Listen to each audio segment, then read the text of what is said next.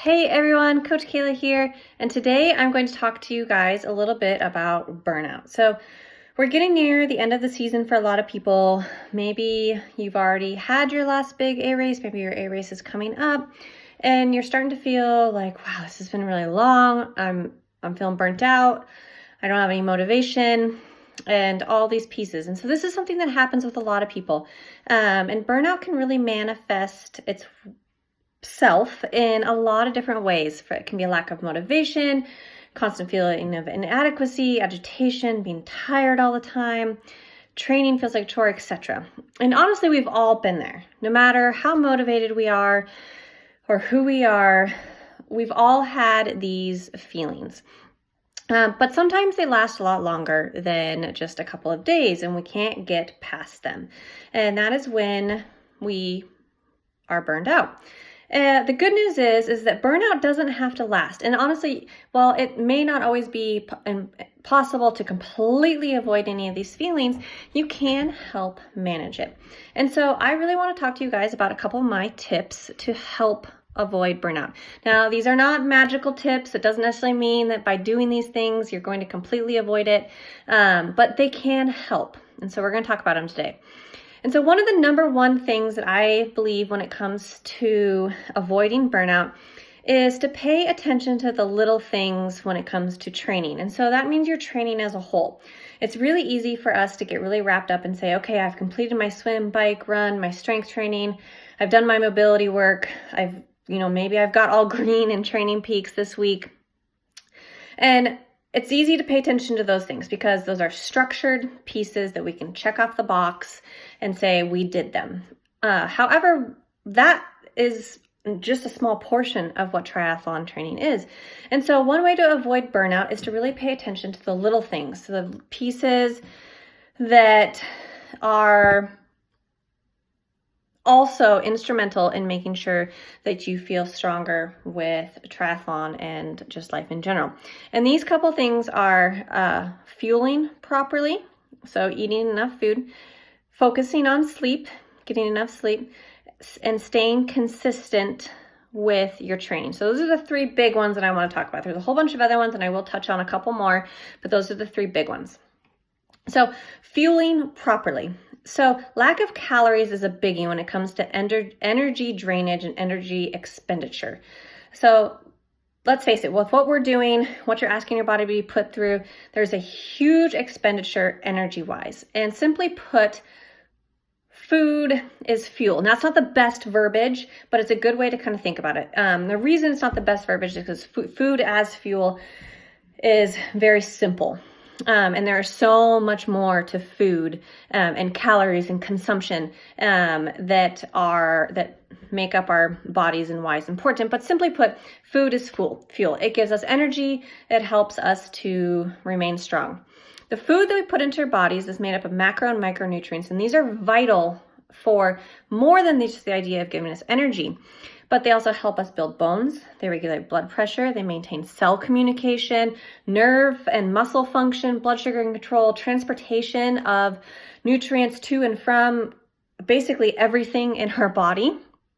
And that all comes from the food that we eat. We can't get that from anywhere else. And if we do not put in enough food into our bodies and a good combination of macro and micronutrients, and I won't get into too much detail on that because that's a whole different conversation, but then those things don't happen. And so that can then mean that our body is having to work overtime to already do what it just needs to do from a basic living standpoint.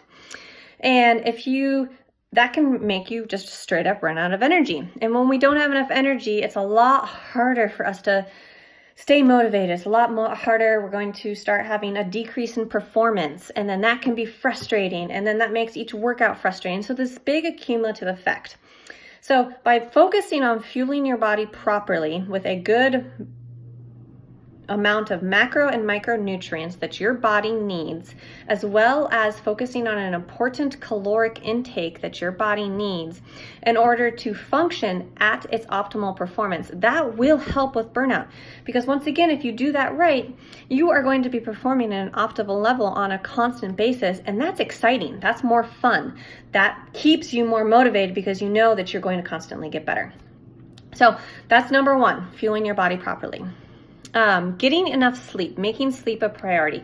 I am not really sure when it became cool to try to do things on less sleep. Maybe it's the whole social media thing. We're saying, oh, I was able to do this on, 3-4 hours and 5 hours of sleep. Honestly, I don't see how people do it because I'm a 9 to 10 hour kind of girl. I need full amount of sleep. Like 9 o'clock rolls around and I need to get some sleep. But sleep is one of the most important pieces to managing your fatigue and managing your recovery.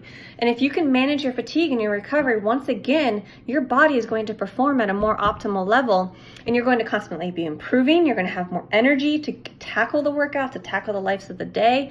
Your hormones are going to be better regulated, and then those all make for a better and happier mood.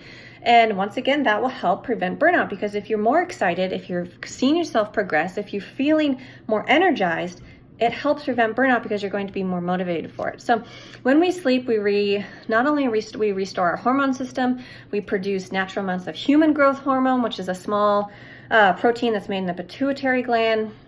And then it's secreted into our bloodstream, and that helps to repair muscles, organ function, nerve function, muscle function, regulating body composition. Sleeping is when we replenish our bodily fluids, our muscles and bones grow. We have fat metabolism, and it helps with cardiac function. These are all pieces that your body physically needs in order to just function on a regular basis. So ensuring that you get a good night's sleep and making sleep a priority, it helps to improve your motor memories and your mental clarity and give you more energy, which again will cumulatively affect you down the road and make training more manageable and help prevent burnout. The last one is staying consistent. So this may seem a little bit backwards. You're probably saying, oh, well, if I'm getting burnt out from the training, why would I stay consistent? Shouldn't I take a break? Shouldn't I skip workouts or anything like that? And I'm not necessarily saying like the moment you're becoming burnt out, that means you need to stay consistent. But staying consistent throughout the entire training process is you being committed to the training. And that comes way before you hit the burnout stage. So many times I see athletes who maybe think, well, as long as I hit the few key workouts in the weekend, I'll be fine. I can skip the week workouts. It's not a big deal. But then they are so trashed after those workouts on the weekend that they don't have enough energy. They're frustrated. They're not seeing progress. And why are they not seeing progress? It's because they are not hitting the workouts during the week. And so training is based on a cumulative effect. There is most plans and most coaches, or even just plans that you find online, are based on moderately increasing stress, i.e. training. That could be volume or intensity, and specific measurements over time. And when you skip, when you get behind or try to pile on huge amounts of training to make up for what you skipped, you are going to increase your risk of injury, burnout, fatigue, and exhaustion. Burnout comes from injury, fatigue, and exhaustion. And when you try to pile it on, you basically are overloading your body from a stress standpoint and making it a lot harder for you to manage. It kind of one of those things where, once again, it's this cumulative effect that it will eventually catch up with you. Now, again, you don't have to be one of those athletes who puts in 20 plus hours a week. That doesn't need to happen. Everybody is different, but there does come a time when you just have to put the hours in. So again, the key piece with consistency also is to remember that it doesn't mean you necessarily have to nail each and every workout. It doesn't mean you have to be the best. It doesn't mean you have to have this stellar performance each and every time, but you need to be present in the training, and you need to focus on doing what you can in that moment, and being consistent with just showing up. Sometimes just showing up is more important because that will help keep you on a routine. The best performances don't come from magical workouts. They come from when you're in a consistent, unexciting work for lots of months in a row. So those are the three main pieces to helping prevent burnout. So once again, fueling your body, getting sleep, and consistency. Those are the three main ones. Another few other pieces that I have found to be very important and can be really helpful in avoiding burnout is, once again, go back to your why. It is so cliche, and I know everybody says it, but it is so important. The more you can focus on your why and remember that we chose to do this, and remembering why it is that we got into it, that more excitement it brings to it. And the more it takes some of that pressure off. And remember, it gives us that deeper connection with the exercise. And that can be used to help motivate you to keep you going. Sometimes to avoid burnout, honestly, we just have to find something to motivate us to keep going, to just show up. And that burnout does eventually go away, or it never shows up. The other one that I find to be very important is to have multi-layered goals. So multi-layered goals should be multifaceted. They should have multiple layers. You always want to have your top A goal. And maybe this is a goal that takes you forever to reach. Maybe it's a Kona qualification, or maybe it's a finishing an Ironman. Maybe that does take multiple tries. It doesn't even matter. That's that high level goal. Underneath that goal are multiple levels that you can strive and reach for. And these become easier and easier, from a medium level goal to more of like a weekly goal or a small goal, to even just daily goals. And these are things that you can check off and say, I did that, I completed that, I am proud of me for today because I did that. And that gives us something to consistently work for. Whereas if we only focus on that really big overarching goal, it can be exhausting, because maybe it does take 1, 2, 3 years to get to. But it's the little pieces in between that allow us to stay motivated. They keep us present. They give you things that are tangible that you can easily and quickly reach for, make you feel like you're getting somewhere, and to celebrate. Having those things to celebrate on a regular basis really helps you to keep the excitement and keep the passion for the sport and for whatever it is that you're doing. And these can be simple things. So maybe your goal is just, finish the Ironman Arizona is my goal. And so that means I need to hit these milestones.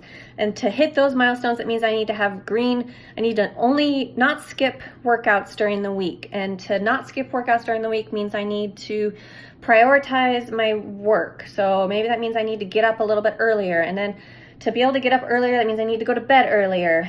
And then also to be able to do that means I need to fuel properly. I need to hydrate properly. And these are those little ones, or those pieces that you can check off so that you can get to the next goal. And the next intermediate one, say, I did all these and I hit this. Heck yeah, I hit that. I am awesome. I'm going to celebrate that. And that keeps the passion and the excitement up. And if you can really do that, that really helps to manage this burnout, because the more excitement and the more passion you can create in this, the easier it all becomes. So those are Coach Kayla's tips to helping to avoid burnout. I really hope they help you guys. And if you have questions on it, you can reach me at whereifeetakeyou@gmail.com. And I look forward to chatting with you guys again soon.